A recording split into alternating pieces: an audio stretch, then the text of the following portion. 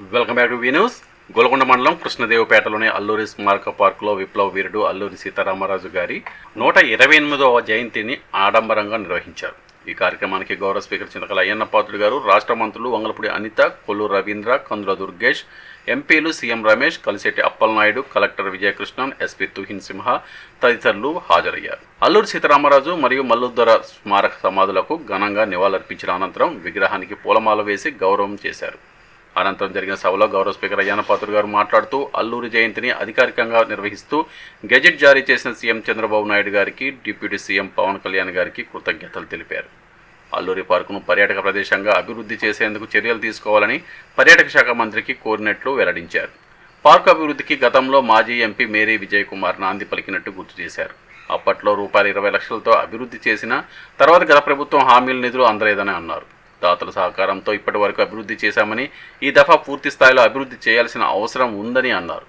ఈ సందర్భంగా రాజ్యసభ సభ్యులు మస్తాన్ రావు యాదవ్ రూపాయలు 10 లక్షలు, లోక్సభ సభ్యులు కలిశెట్టి అప్పలనాయుడు రూపాయలు 10 లక్షలు, అనకాపల్లి ఎంపీ సీఎం రమేష్ 30 లక్షలు పార్కు అభివృద్ధికి నిధులు ప్రకటించడంతో వారికి స్పీకర్ కృతజ్ఞతలు తెలిపారు. సోలార్ వ్యవస్థ ద్వారా విద్యుత్ సరఫరా, ప్రొజెక్టర్ రూమ్ శిథిలమైన స్లాబ్ మరమ్మతులు, ప్రహరీ గోడ నిర్మాణం వంటి అంశాలపై సూచనలు చేశారు. ఇక్కడ పనిచేస్తున్న వారికి అధికారికంగా ఇప్పటి వరకు జీతభత్యాలు లేవని, దాతల సహకారంతోటే వారికి జీతాలు అందిస్తున్నట్టు తెలిపారు. వారికి పర్యాటక శాఖ తరఫున జీతాలు అందేలా చూడాలని స్పీకర్ కోరారు.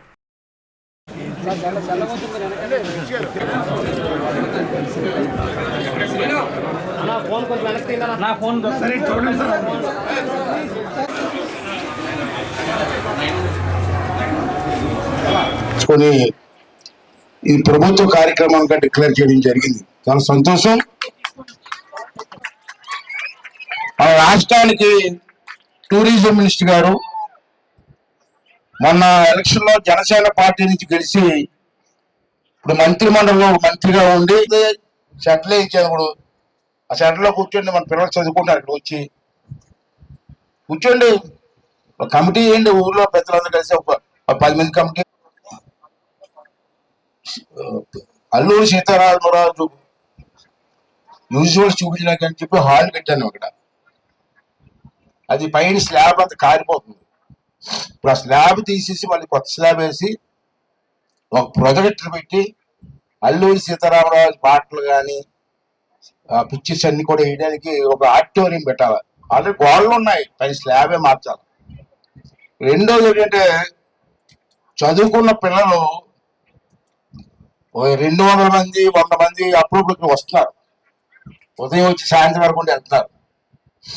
వాళ్ళు మధ్యాహ్నం భోజనం చేయడానికి ఒక హాల్, హై స్కూల్లో ఉంటాయి కదా బలరాలు, ఆ బలంతో ఒక హాలు.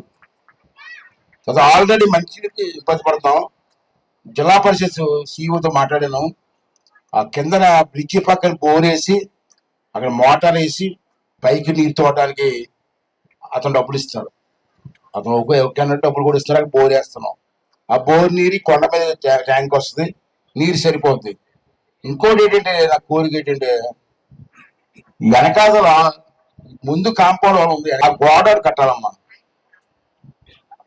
ఆ 3 మీరు చేయగలిగితే ఇంకా అంతకంటే ఇక్కడ చేసేదే ఉందమ్మా. నాకు ఇంకొకరు ఇప్పుడు కాదు, తర్వాత చూద్దాం, నెక్స్ట్ ఇయర్ చూద్దాం. ఇక్కడ 3 చిన్న గెస్ట్ హౌస్ కట్టాలమ్మా. Single bedroom with attached bathroom.